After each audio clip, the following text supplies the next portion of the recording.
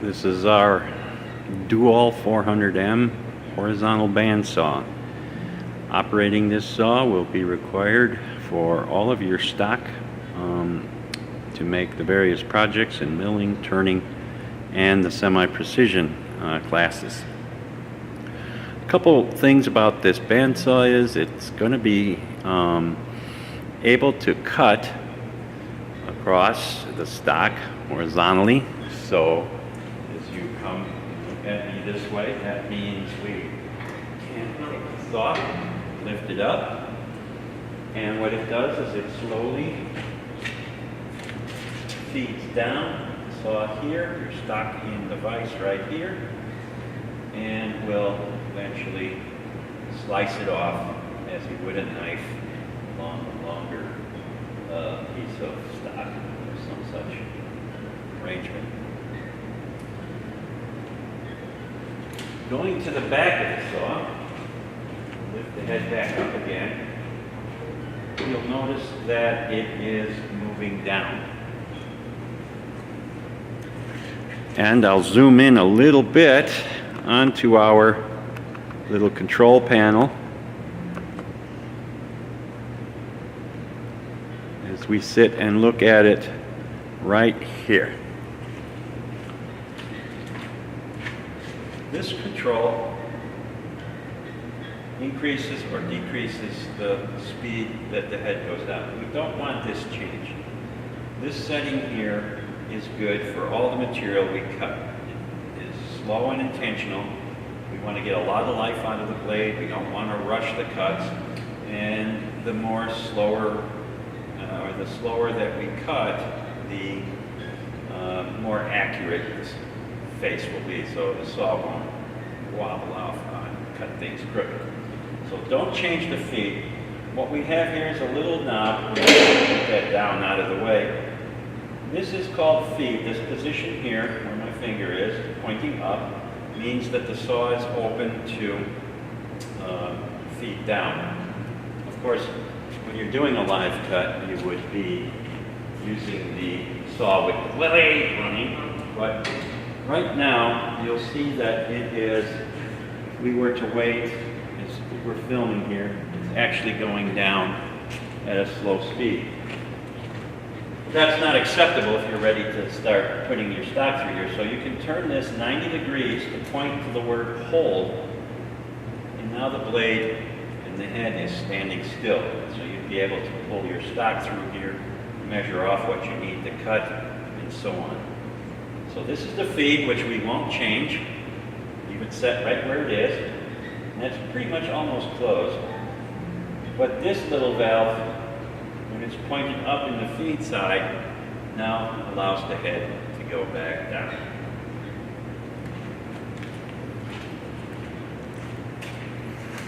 So as we zoom back out again, and then we'll pan over here a little bit, we're going to talk a bit about how we're going to hold the material in the saw to allow it to cut.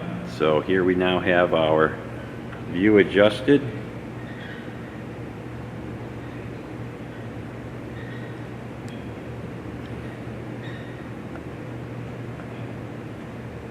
And I'll lift up the head.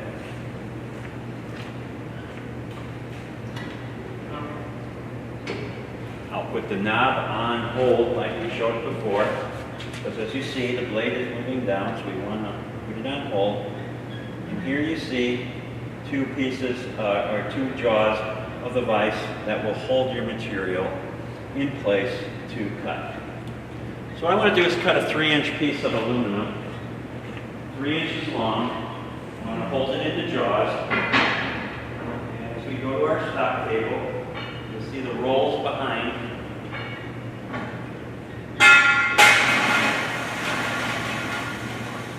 On a feed table, you see here, it opens up the jaw, you just lift it up and pull it back. We insert our stock between the jaws.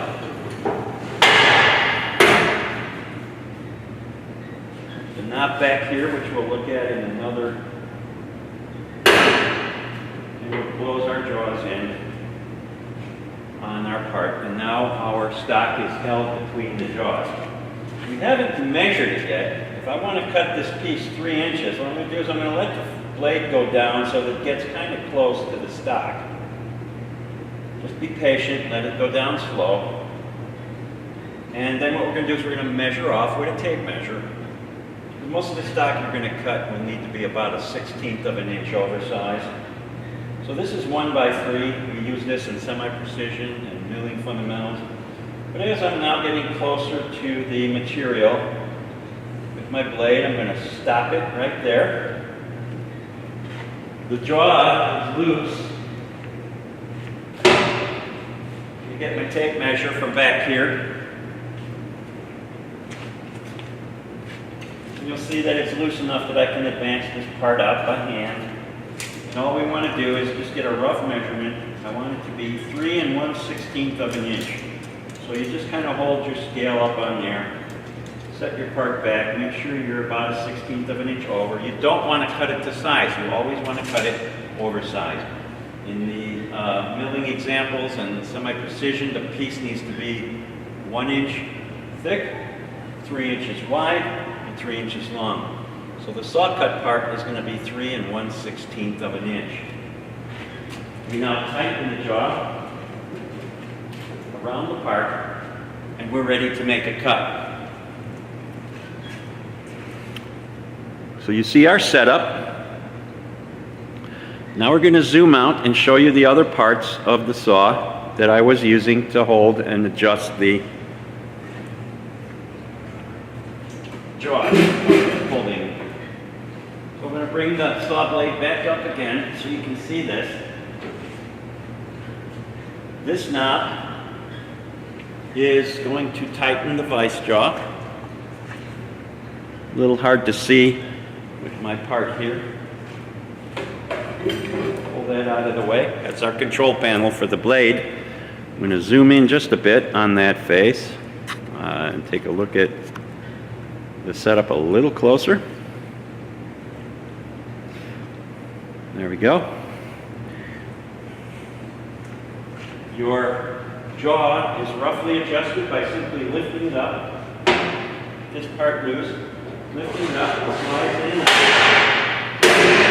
Get it into the first notch that's convenient, and then you just snug it up. You don't have to clamp down really, really tight, but you want to have it snug so the part doesn't pull out while it's being cut.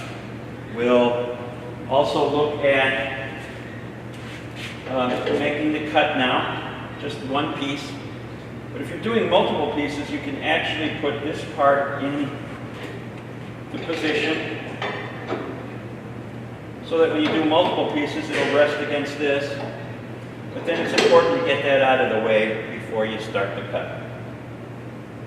So we're ready to let the blade feed down again. I'll let it get closer too. The second important note is that this arm right here, this actually supports the saw blade. This arm is adjustable. What you want is you want it to be bigger than your stock.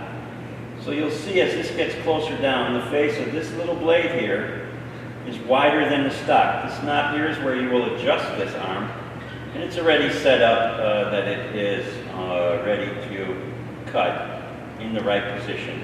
The idea being you want to have the minimum amount of blade exposed. If you have this part hitting way back here, this blade is exposed and it's going to want to bend like so. So it's always important to get it close. Now I'm going to stop the feet right here.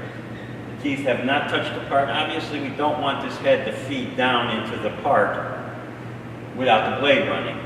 Alright, so be very careful of that. But you'll see that I've left a little bit of room there. I just want to check my measurement one more time. And then we'll turn the saw blade on and we'll cut it. So I'm sitting at 3 1/16 right now. We're oversized. We have our arm, our stop it's called, out of the way. Now we want to look at turning on the blade. So now we'll bring the control panel back into focus. Get over here, take a look at the control panel. I'll zoom in on it just a bit. There's basically 3 buttons you need to look at. The green button here starts the blade. This red is how you turn off the blade, and you'll see that it has a emergency stop panic button, so to speak. So you just have to give this a little twist and make sure it's out. This you don't change. This is for coolant. There's lubricant that comes through there. Keep it to band on. Don't take it off of this setting. All you really need to do here is turn on the blade like that. If you want to turn it off, you just hit that. Make whatever adjustment you want and get that back out again. So now we're ready to make a cut. So what I want to do is make sure my vice jaw that's holding the piece is snug and clamped down. Now we're ready to take a look at the part and just remind you of the setup over here. The part is out 3 inches from the blade, because that's 3 1/16 rather. And we used this stop and pushed it up against there, clamped it down, because if you're going to do multiple pieces, which you're going to need to do, you're going to need to cut about 6 or 8 of these. And then you'll just kind of put that down, slide it forward, clamp it up, back, and cut again. So let's turn on the blade. See, the saw is now running. But what have I done? I have not yet allowed it to go down. It's still in the hold position. So the blade's running because you can hear it. There's coolant moving through here. I'm going to put it on speed. And there we go. You be patient, wait a few minutes, and the piece will separate itself out when it's been cut all the way through. That's why it's important to get this up out of the way if you're doing multiple cuts. Because if that piece can't jump away, you might run the risk of breaking the saw blade. So it's getting through. You can see the blade going through the part. It's running. This part just broke loose. The saw blade is still running, but it has an auto shut off once it gets down all the way. And here we now have our first piece that's been cut. So let's review that. First piece has been cut. I'm going to zoom back out, and we'll do the process one more time. I'll move the control out of the way so you can see everything.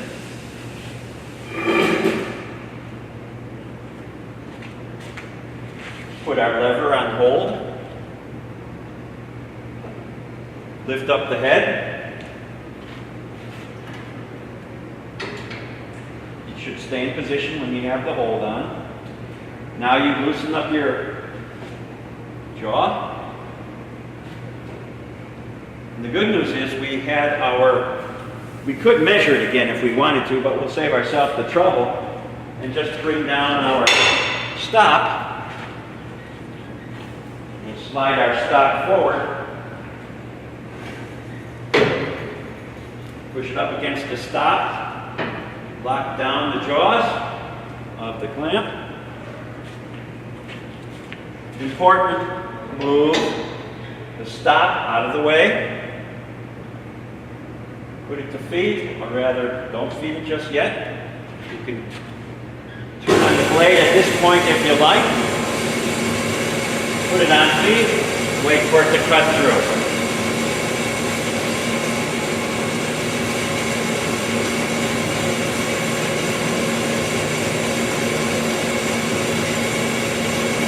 So there you see the setup again. The material is moving, or the blade is moving. There's coolant coming down on it. It's getting closer to the part, and we've got the piece clamped in nice and snug. It's going to make contact to the stock part right there in just a minute. You can almost now hear it engaging. And we just wait a few minutes, and you will have another part. And you will do this as many parts as you need. So if you get a couple people working together, I'd like you to each cut about 6 to 8 pieces for each of you. The extra ones we'll use for other projects. But an important thing I really didn't mention that you should do, after you cut your first piece, you should probably measure it one more time before you cut the more pieces, because you don't want to be undersized, and you don't want to be 1/4 inch, 1/2 inch oversized. So the saw blade shut off, that means our part broke loose. So at this point, we're pretty much done with the saw overview. Again, don't let the feed rate change, so leave that set, and the only thing you're going to do is push the hold or the feed amount lever. And that's it.